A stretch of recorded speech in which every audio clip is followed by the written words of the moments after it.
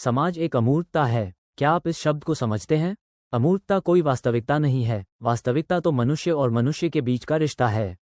मनुष्य और मनुष्य के बीच के रिश्ते ने ही इसे बनाया है, जिसे हम समाज कहते हैं। मनुष्य हिंसक है, मनुष्य आत्मकेंद्रित है, मनुष्य सुख की तलाश में है, भयभीत है, असुरक्षित है, वह स्वयं में भ्रष्ट है और उसके रिश्ते में, चाहे वो अंतरंग हो या ना हो, इस तरह के रिश्ते ने ही इस तथाकथित समाज का निर्माण किया है। ये स्पष्ट है, जाहिर है।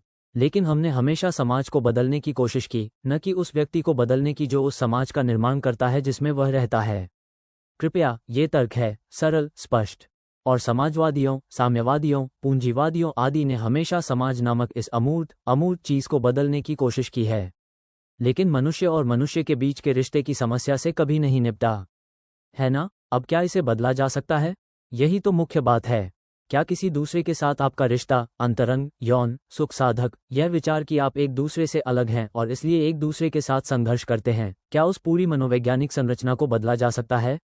क्या आप ये सब समझते हैं? क्या हम इसमें साथ हैं? या आप सिर्फ मौखिक ढांचे का अनुसरण कर रहे हैं? वक्ता कोई सुधारक, समाज सुधारक नहीं है। वो मूलतः एक धार्मिक व्यक्ति है।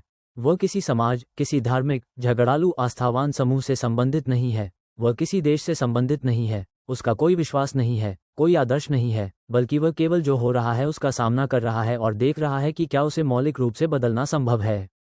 यदि आप श्रोताओं के रूप में इस पर विचार करने के लिए पर्याप्त गंभीर हैं, तो आइए हम साथ साथ चलें, ये जानते हुए कि इस पूरे धर्म संरचना में जिस व्यक्तिगत मोक्ष का वादा किया गया है, उसका कोई अर्थ नहीं है।